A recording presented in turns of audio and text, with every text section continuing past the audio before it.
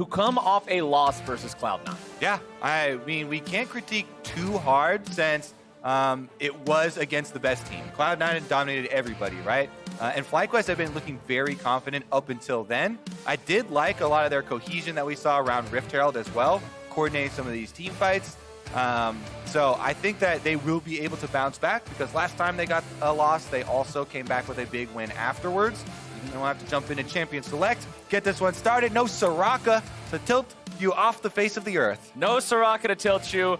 No, I'm not going to lie, man. I'm completely out of Akali ban jokes now. When you go 3 weeks in a row and you just never see the champion even a single time, it's like playing against her inner Shroud. No, there was one. Okay. So we've got Rumble, Lucian, and Tahm Kench also banned out by these squads, and Set will be the final ban there. We've seen the boss causing a lot of trouble in the Rift here so far, but not today, as Viper will go ahead and pick up the Aphelios for Wild Turtle.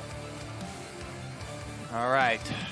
Turtle with Aphelios, and if you're looking at his partner, Ignar pretty much exclusively plays engaged champions. So this has a very high likelihood of being another Aphelios kill lane rather than an Aphelios defense lane. It's going to be into the Zyra Khan lovers duo, though, with Bang and Zeyzal. So that is still dangerous.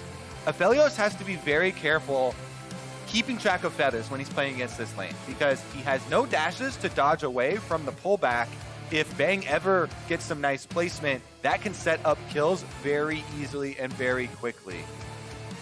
Speaking of setting up kills, why not grab something that can do that for you as well? Nautilus picked up here for FlyQuest, so it's AD carry and support. First 2 picks for both sides. We almost always see that at the beginning of the draft here in patch 10.2, season 2020, season 10, whatever you want to call it. Let's see what FlyQuest wants to go with here. Often jungler. Yep, there we go. Lee Sin picked up for FlyQuest.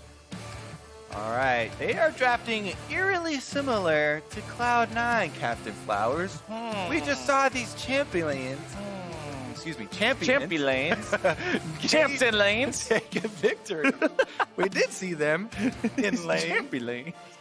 I'm going to start using that. I like that. That's a nice champion lane you got there as Jarvan is picked up for the side of EG. We know this guy can make some plays happen and get these guys trapped inside the Cataclysm. You already mentioned how Aphelios doesn't have a dash. That means if his flash is on that 5-minute cooldown, it's very easy for Jarvan to get him stuck. Yeah, definitely a very good jungle pick into low mobility backline champions. Aphelios, plus most of what Power of Evil plays. So them showing Aphelios and knowing that you're going against Power of Evil, this is a very good combination.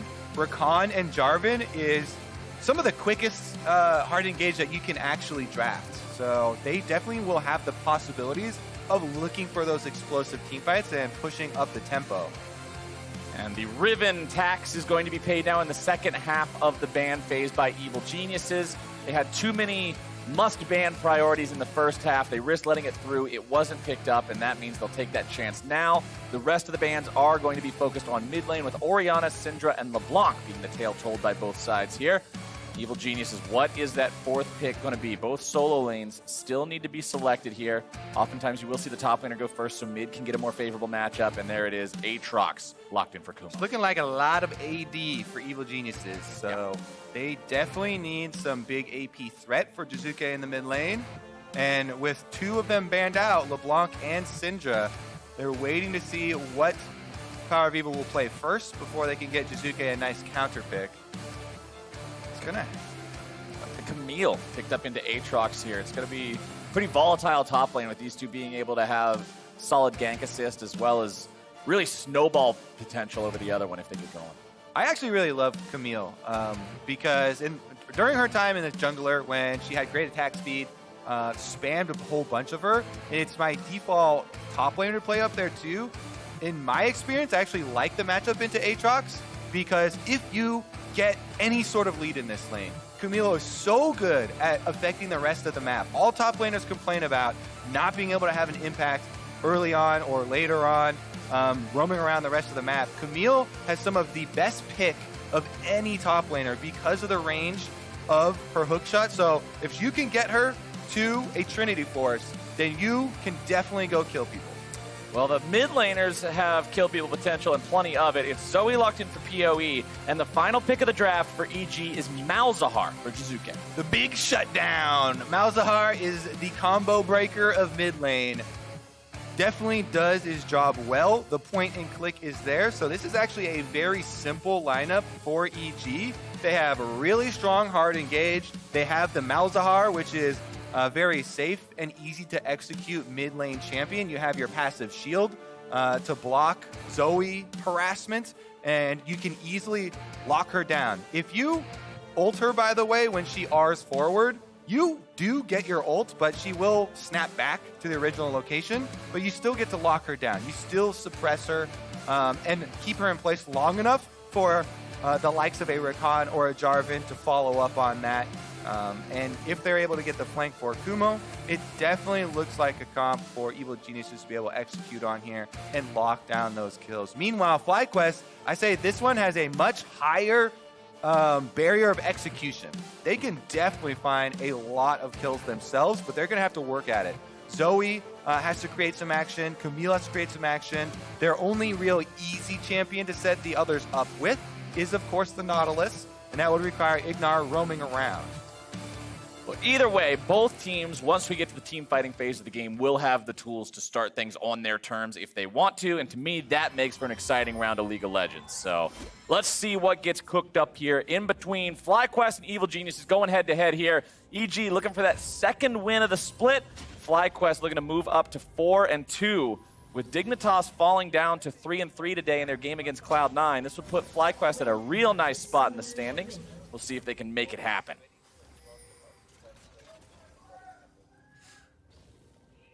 Lines of scrimmage being drawn. Doesn't look like too much is going to happen here at level 1. Nobody's super interested in trying to invade early on, get down any super deep wards just yet. Just got to look the other guy in the eyes. Let him know you mean business. Everybody playing it very safe. We did have the early ward come out too from the trinket swap. This is super common, especially for junglers, because you do want your sweeper to go make sure that your first gank is not seen. But you also get to put down this ward and then go recall, swap over to the sweeper. We pretty much mentioned this 80% of the time that it happens, but it's become super common, and they will have a little bit of a defense here for Svenskeren to see if anybody's coming for a late invade, make sure that Jarvan will get red uncontested. I also like the mirror ward, though. That one's a bit more interesting from FlyQuest, and that is because Jarvan is renowned as a good red buff ganker. You only need level 2 on red the into champion. a lane. Yeah, EQ is all you need. You can EQ flash even with red buff. It's very, very scary, so that's why really early defensive wards on the side of FlyQuest, trying to make sure that they don't become the victims of a level 2 early pressure from Jarvan. You can see Svenskeren decides to go into the bottom half of his own jungle. He knows he can't walk through there because that ward is down. Power of Evil also playing to the left side of the lane because he knows that Svenskeren would have to walk through there to gank him, so he's plenty comfortable. Santorin going to be going red to blue now as well, and because they both started on the same buff, they are on opposite ends of the map. I'll be interested to see if this leads to either of them being able to make a play to get that side of the map ahead. Right now, Kumo is the one without priority in the top side, so it will be pretty hard for Santorin to make a gank happen onto him underneath the turret. And bottom does look a little bit closer to the middle of the lane, but yeah, can Svenskeren pull it off? Svenskeren is down there. It's done a top to bottom clear. This is the quickest double buff plus Gromp. You get your level 3 instantly, and FlyQuest doing a good job not taking the bait quite yet. Hazel goes for the knock-up, flash away from Wild Turtle, but the damage comes down onto Ignar. He flashes away, but loses most of his health in the process, and that's a double flash and a very nice trade going the way of Evil Genius. As soon as the enemy jungler shows, Santorin knows that he can go in on the top side. Kumo is going to be hard to dive, though. They haven't harassed him down, so I think it will just be the Krug steal. A bit difficult to go after a top laner level 3 that still has flash, and especially an Aatrox that can actually create some extra problems with his own Umbral Dash as well as Q mini knockups. The Infernal Chains as well, if you're not able to get out in time, those are going to yoink you right back into the turret. Make sure you seal your fate.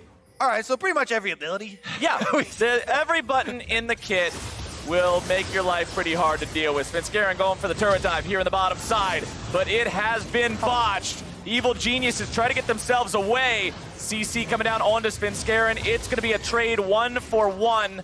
First blood goes over to the Jizuke, but Svenskeren falls. Interesting. A couple of wasted teleports, too. EG initially used theirs from Jizuke to... yeah, let's look at it one step by one step here. Okay. So, starting out, they have this Svenskeren. They know that Nahles has no flash, but Hex Flash from Ignar actually repositioned himself, so he's able to get some lockdowns under the turret. Then he kind of hugs over here. Jizuke teleports in. He tanks one of the tower shots, but then Svenskeren's left all by himself, so it's a 1-for-1 with double buffs. The teleport from Viper was really perplexing, though, because they didn't need anyone else to secure that kill on Svenskeren. He was well alone under the tower, with Turtle healthy enough to stay there and finish it off. So he'll be a bit sad that he doesn't have that to get back to lane. And now there will be a top difference in teleports. Kumo uses the opportunity to push in and walk back to lane. So bottom side now, even though Turtle has double buffs, and you think, that's great, big mistake by EG, because of the invested teleport, it's still dangerous. And here we go yet again. Hex Flash not going to be getting Ignar away from that one. CC comes down. One more hit will do it. And Svenskeren grabs himself a kill. Yeah, still very dangerous. And they immediately punish it. Really good repeat there from Svenskeren to make good on the extra kill. And this one, he's able to actually cash in on as well. So going to go to further fund his jungle motives here. Dragon gets picked up as well in the aftermath, so EG, with the follow-up play, really make that dive worth it. I love all the return visits Svenskeren is making. He recognizes, hey, we managed to get rid of both flashes 3 minutes into this game. Let's just go back over and over and over again and keep taking advantage of that. And they're attacking a very big part of the identity of FlyQuest. I've been continually checking in on Ignar's dual proximity, and this is the percentage of time, pre-15 minutes, that he spends with his AD carry. I'll put a hold on the stats talk while we see another bot lane focus gank here from EG. It never ends. Flash into the ultimate comes down from Jizuke, and Turtle is an endangered species here in this bottom lane. That's his first death of the game, but Ignar can do nothing but try to escape and save his own hide. It is a 3-1 game for the Geniuses. All right, bottom lane focus, Captain Flowers. That's the name of the game, my friend. An intense focus is really paying off for EG. They get another kill this time around. Jizuke able to get there. He has Ghost as well with the spellbook, so he could, if he wanted to, Ghost back the lane. But most of the minions are dying to the turret now, so he's going to hold on to it for a bit longer. PoE takes the opportunity to get a small roam up the top side, but nothing really achieved for FlyQuest. FlyQuest now have to find some way to get themselves back into this one. It's been EG making moves, making returns all the time back to the bottom lane. And Santorin on this Lee Sin, we want to see him get that Dragon's Rage up and running, get involved in one of these lanes. And guess what, Flowers? What? They still have not used Kumo's teleport. So there could be another visitor to the bottom lane if they wanted to throw another one and perma-tilt Turtle down there. Just continually camping bottom side for EG. Kumo right now pushing up the lane, still has teleport advantage, and he's getting some AoE down on this wave as well. That lane seemed to be going well for Viper early on. Kumo was underneath the turret, Viper had the priority, but that unnecessary teleport at level 4 that you mentioned really just seemed to make things easier here in the top side for Kumo's Aatrox. Looking back at bottom lane, Bang level 5, Zeyzal level 4 versus the reversed levels on the side of FlyQuest. It's Ignar who's got more EXP. Santorin's waiting for a counter gank here, camping around. They get the grab at some root. Zeyzal, good job there. Bang walks away, and Zeyzal uses the fact that he has extra range when dashing specifically to Xayah as Rakan to get to safety and make it so they weren't next to each other for the CC. And remember, FlyQuest have to be very careful when trying to pull off a play around bottom lane right now, because the possibility that Kumo comes in. If they overchase that, if they tried to go for the Rakan and force it, then they would get a teleport behind them with Kumo and they'd be committed to the play, which would be very dangerous. So even though they do set it up, I think it's good that they call that off very quickly and they don't pursue the Rakan any further. Roam number 2. Worth pointing out, Svenskeren is halfway to level 6 and his ulti. Santorin is 95% of the way there. He needs to just be around 2 minions dying and he'll manage to get the kick. Whether or not that'll play into the next fight, we will see. As EG continues just keeping the pressure applied here in the bottom side. Level 6 available for Bang Zaya means that extra get out of jail free card, even if FlyQuest tries to make a play down here, and that'll only serve to deter that aggression even further. Whoop. Infernal Chains pulls him back. The trade's a little bit less effective than he would like because of the fact that the Camille Shield just came up, but still, good trade coming out from Kumo. Yeah, stacks that one up.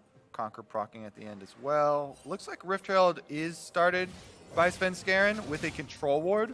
And since he did just get that good trade on top side, Viper's actually more worried about a possible dive, so that's why he went back around the tri-brush. And it is going to be a Rift Herald picked up very easily for EG. They recalled the bottom lane. They're the ones there first. It's nice and secured, but Ignar throws out the ulti. Gonna follow it up now with the dredge line. Damage coming through. Svenskeren is destroyed, and FlyQuest may have found themselves a fight. Kumo's chasing Viper off to the side, but now he's alone behind enemy lines. Viper hanging around long enough to maybe provide some support CC if necessary. Santorin over the wall. Good ward hop over here. Kumo still trying to walk away, but there's a turret waiting on him, and there are 5 members of FlyQuest ready and raring to go, thirsty for blood, and they'll get it. All right, they got the Rift Herald, but at what cost? EG are going to drop several kills, which bring FlyQuest right back into this game. They're really happy to get that. 2 of them going to Aphelios, which is right where they want their money. And look at this engage. Good bubble lands to start off. Ignar then is able to get the snipe onto Svenskeren, and taking someone out that quickly, they get to chase him off and separate the team fight. Viper's ultimate with Camille follows Kumo, and they force him into enemy territory. That Jarvan was still level 5. His repeated investment into the bottom lane got his team ahead, but he's a bit behind the curve. They did answer really quickly. I believe during the replay, the Rift Herald was used, because I don't see it on anyone's inventory, and there's only 1 turret plate left on that mid lane, so I'm pretty sure they just chunked out the mid lane and took Dragon in the aftermath here from EG. Good response from them. Nice retaliation leads into a 2-0 Drake lead for the side of Evil Geniuses. Another Infernal Soul going to be taking its place on Summoner's Rift here. We'll see if Evil Geniuses can maintain control over those neutral objectives as the game marches forward. 11 minutes in, it's only an 800 gold advantage for them. Still 3 more minutes to work towards those plates. Santorin walks towards that brush. Svenskeren was waiting on him, but he's not going to go any closer just yet. Power of Evil hanging out behind him. Has an exhaust ready that he picked up from the minions.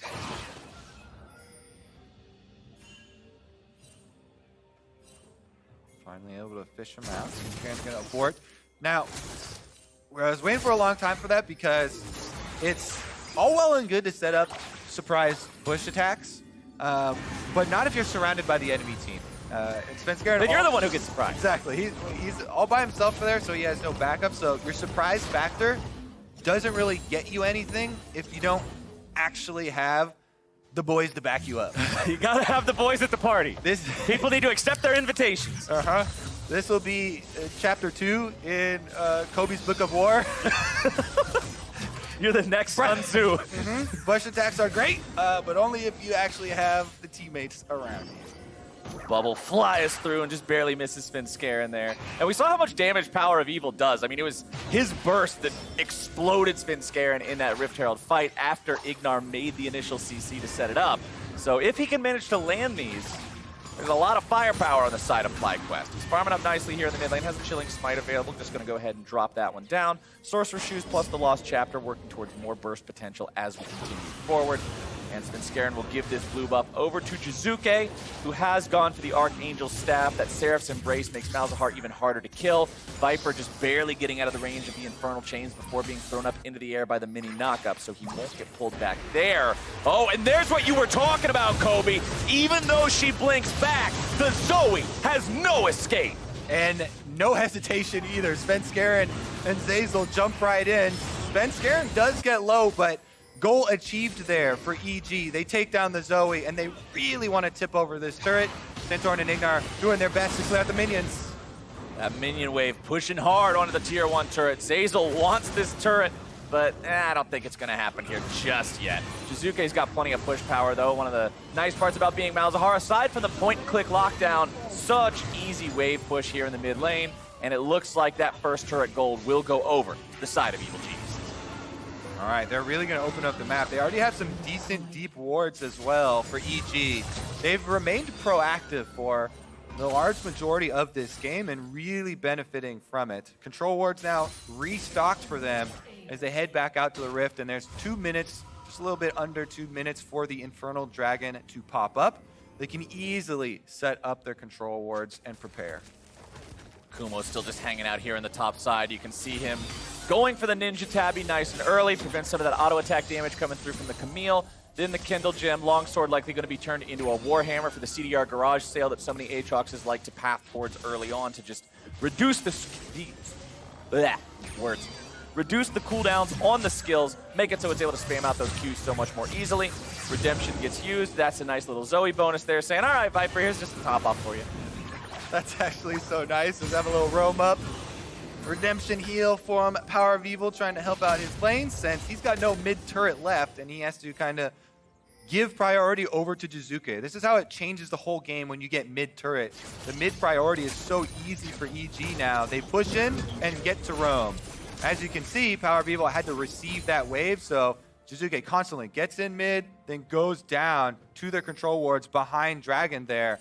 And they're just waiting for this Infernal to arrive. And I love the fact that they're doing it this early. They're not waiting to get these wards down 30 seconds before it spawns. They've already been here a minute and 15 ahead of time.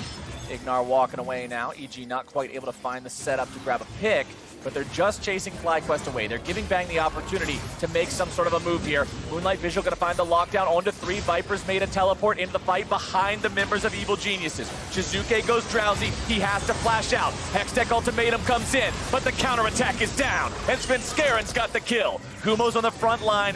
Wings spread wide, but he's not able to chase after anyone. It is a 1-for-0 EG, and the power of the Malzahar punish shows its face yet again. All right, let's see. They did use every single ultimate on the side of EG to get that kill, and Infernal Dragon's coming up. The only thing that FlyQuest still have over them is Santorin's got a Dragon Rage. Can he go for a steal? It's a 4v5. Oh, let's see it. Infernal Drake below half. Power of Evil jumping in. Nice chunk damage on to Bang. Svenskaren still trying to maintain control over the pit. It's going to be stolen. Wonderfully done by Santorin's Lee Sin. Ignar pays the price, and Power of Evil is now stuck on the other side of the wall. He flashes away. He stays alive. You trade your support for a Drake, and you can make those trades when Santorin comes up clutch. FlyQuest with some fancy moves to make that steal happen. On the top side of your screen, Power of Evil and Ignar forcing the engage, getting the poke damage down, and luring the rest of EG away from the Dragon. So that buys an opening for Santorin to get in on the last second of his Sonic Wave here for Lee Sin. So take a look at it. The Aphelios turret is DPSing the Dragon, getting it low, and continuing this fight. On the bottom side of your screen, Santorin barely gets in there, is able to smite it away, and then flashes to the wall and ward hops over as Zazel was coming over to lock him down and punish it for him. So they get the steal. It does come at the cost of the life of Ignar, but that is something that they will pay in order to get that Infernal Drake for themselves. Put a stop to the soul stacking here for EG. Not letting them get to that soul point. And of course, getting yourself a small attack damage and ability power bonus to boot. This graph on the screen is a tale of two mid laners for these teams right now. The fights are being decided by the power coming from Power of Evil and Jizuke. Jizuke having used the Summoner Spellbook now to swap out his flash that is on cooldown for the barrier in case they decide to make another move onto him. Has Leandri's Torment completed now as well for the extra burn combined.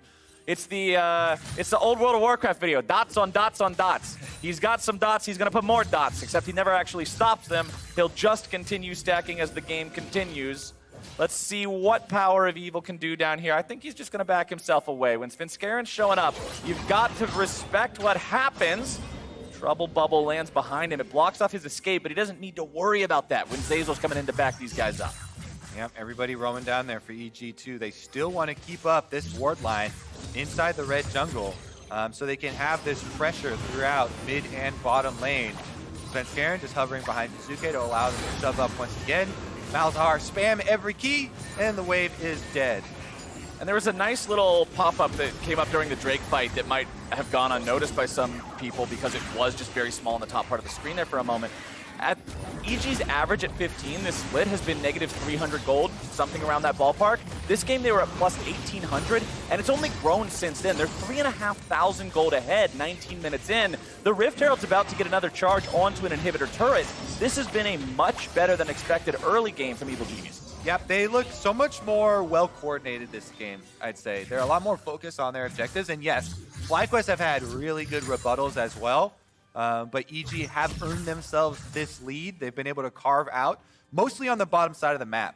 When we talk about the story of this game, Flowers, people will remember it as a bottom lane focus for sure from EG, because if you look at how we got to this point, it was so much with Svenskeren and Jizuke both going to the bottom lane, which has resulted in full control there. Now Viper.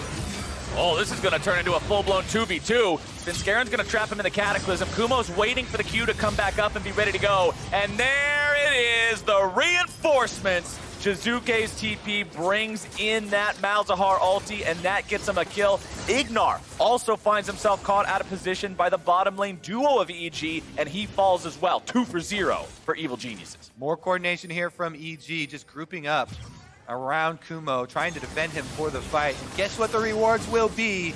Already control wards in place. Rift Scuttler has been taken, so it should be a very easy Baron. Is this the earliest Baron of the split so far? Because with the removal of the old Mountain Drake from Season 9 that gave you bonus damage to objectives, Barons feel later on average in Season 10, but this one was taken on spawn by EG because of the fortunate circumstance. Yeah, a really fortunate timing there as they get the kills on top side. Oh, we're already here by the Baron. Guess we should just might as well. Got the double kills. No jungler around for FlyQuest. And the ward's already in place, so everything pretty much set up. Let's take another look at how it all started out. They wanted to get this kill onto Kumo. Santorin joined Viper, but they're unable to finish him because that Cataclysm he talked about for Svenskeren just puts a stop to the team fight. Svenskeren basically puts a hold on the 2v2, pauses until Jizuke can get there, and then upon arrival, Malzahar is one of the best mid laners to have teleport. You get instant gratification. Teleport in, instantly just push R, and it's basically a 2-button change there to allow you to get Baron. Now wearing purple, it sets them up for a very easy Infernal Dragon because with Baron, you can shove out the wave so quickly, and then they should be able to take it. And one thing I always look for when a team gets Baron, provided they're the team ahead and it wasn't some miracle steal when they were in a losing position the entire time, is for all the tier 2 turrets on the enemy team to be down by the time that first Baron runs out. There are still 2 left standing for the side of FlyQuest that I want to see EG use this buff to take. We did get confirmation that was indeed the fastest Baron, Captain Flowers. I knew it! I knew it all along! EG hold the time to beat in the Baron race. 20 minutes, 17 seconds is indeed a super speedy one, as they will be pressuring onto those tier 2 turrets I was talking about. Mid lane tier 2 still standing, has about 1/3 of its HP remaining. Bang and Zazel will be applying the pressure, enchanting the minion with the Baron buff. Jizuke is pushing in the top side. Kumo finds himself in a 1v2 bottom lane, and this is the signal for the rest of EG to make moves elsewhere. Kumo will fall. Bang and Zazel don't have any more minions to push with in mid. Top, though, has a plenty big enough wave for Jizuke and Svenskeren to take down that tier 2. Let's see if they get some more recalls here because Viper's actually staying bottom, so they're going to defend the second tower push here from EG and keep Viper pushing so that FlyQuest can try and get some gold back for themselves because EG still get 2 turrets out of that Baron, even though FlyQuest are able to pick off Kumo.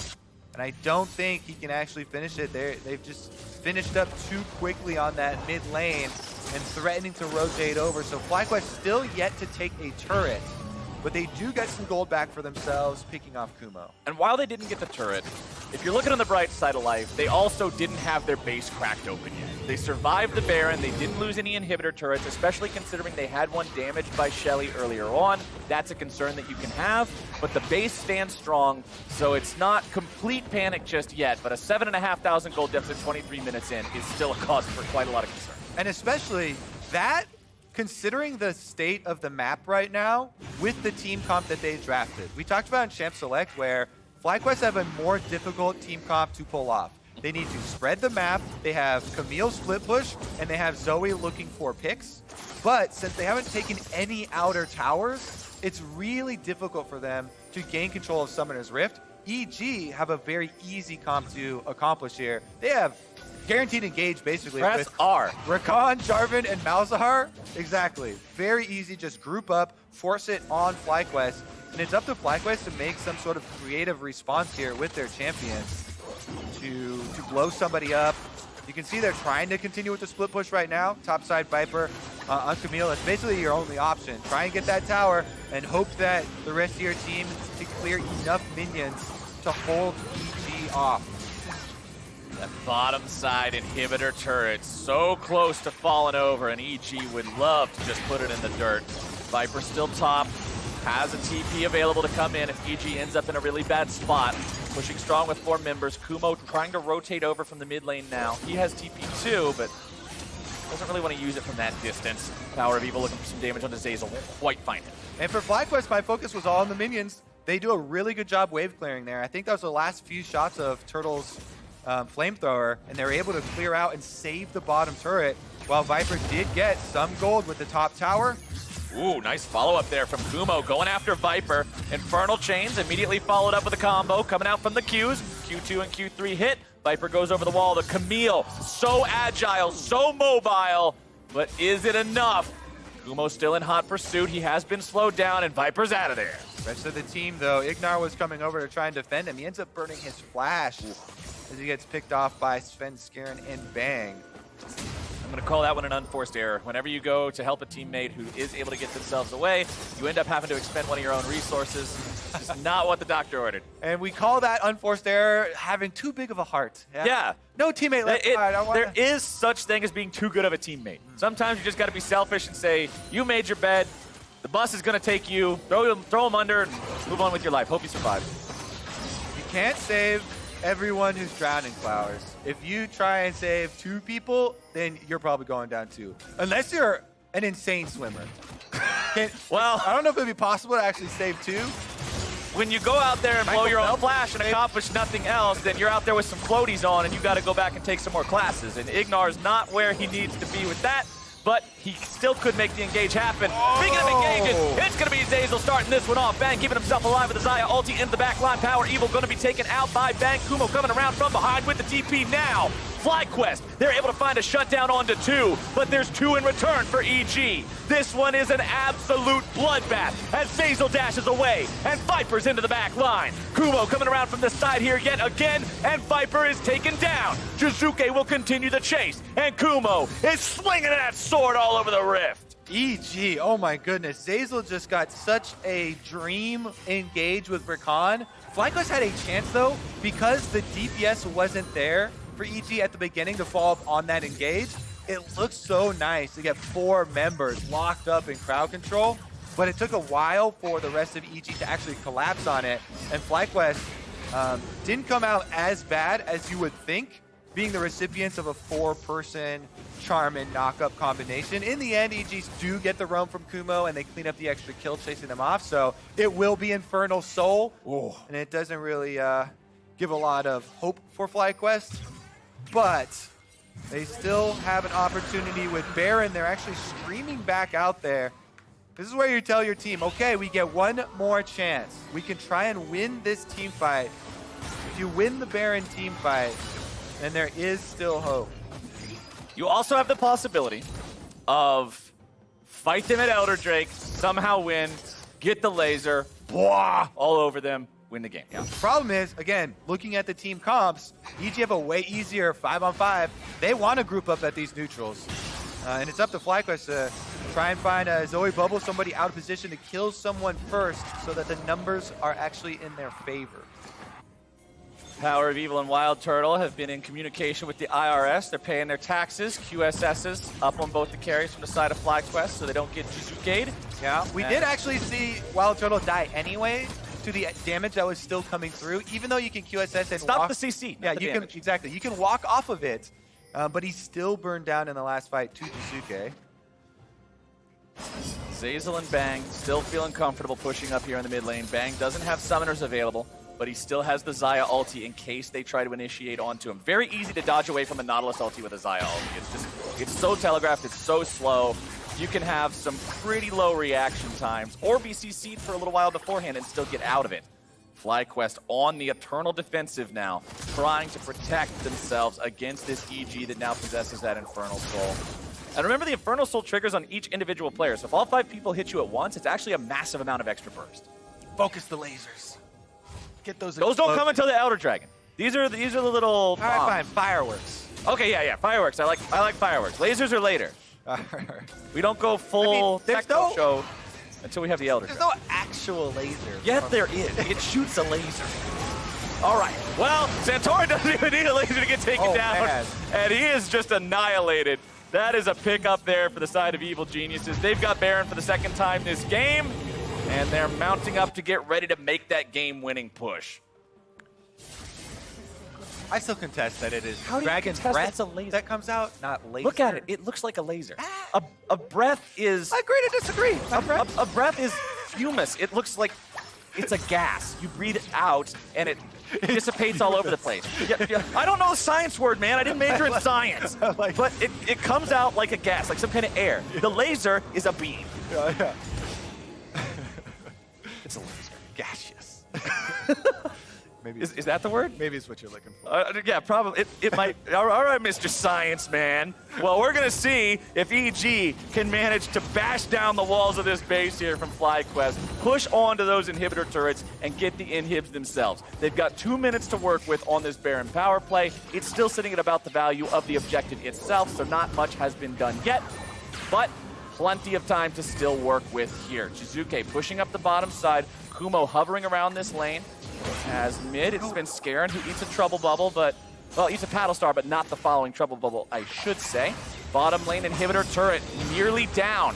Jizuke just standing by, enchanting that cannon minion, allowing it to do the chip damage that takes the turret out. Mid lane turret also going to go down now. Scarin in some trouble, going to be locked down, rooted up. Stoneplate is out. Drowsy coming down now on the other members of EG. FlyQuest in full retreat. Santorin's going to explode, and Turtle, the feathers fly, and he is gone. Power of Evil will join him. Everybody but Viper's coming along too, and Evil Geniuses in one swift strike will take down FlyQuest. It's all over, but the theatrics of actually knocking over the turrets and getting on to the Nexus, and that is Evil Genius' second win of the split.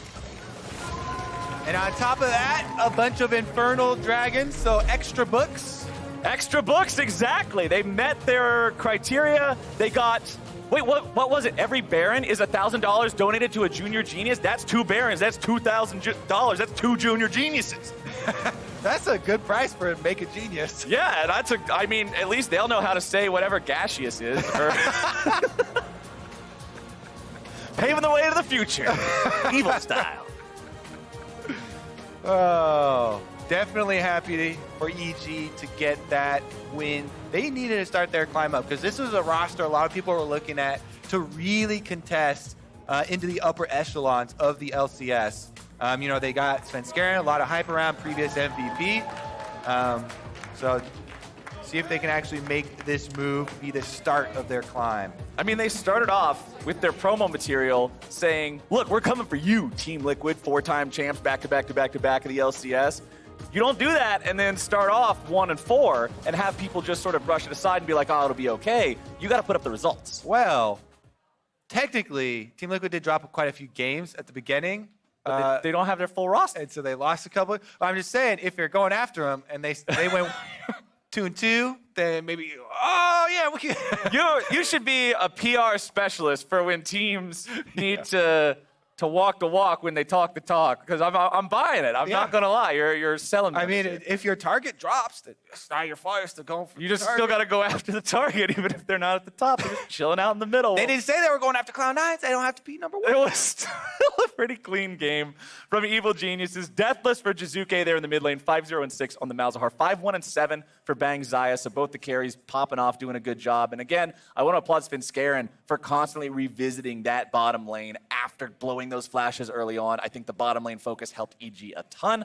Got him rolling and got him to where they could take over the game like they did. For more on the win, Pastry is standing by for an interview with the most evil of junglers. Take it away. Thank you very much, Captain Flaws. Yes, I'm here with Svenskeren. Picking up a loss yesterday versus CLG, but looking a lot different today. Did anything happen between the two games? I don't think much really happened. I think we just try to focus a bit more on getting the soul this game, because I think we kind of underestimated the power of the soul, so we just had to pick it up. And as far as like learning the game again, because all the changes, learning to play with new teammates, what is your transition like being from the reigning MVP from Cloud9 now to a new organization in EG? Yeah, I mean, a lot has changed since last year, because obviously I'm on a new team, and I think the jungle is one of the roles that gets affected the most from swapping, because also that the jungle is just completely different now than it was last split. So I feel like jungle has not the biggest impact right now, so that's probably why. But I mean, still, just as a jungler, you kind of have to learn to play with new teammates, and I think we just improving week to week. And then, of course, moving forward, it's your second win now for AG. Do you have confidence in your ability and your team's ability to push forward? I mean, definitely. I think every single game we've played, we've had a really good chance of winning the game. I think we just kind of struggle in the mid to late game, and I mean, this is something we've got to work on in scrims, because we keep winning early game, but we just can't really transition into a win, but I think we'll get there. Well, I certainly think so. So congratulations on the win today, Svenskeren. Thank you very much. We're going to throw it back to the State Farm Analyst Desk to wrap up the day.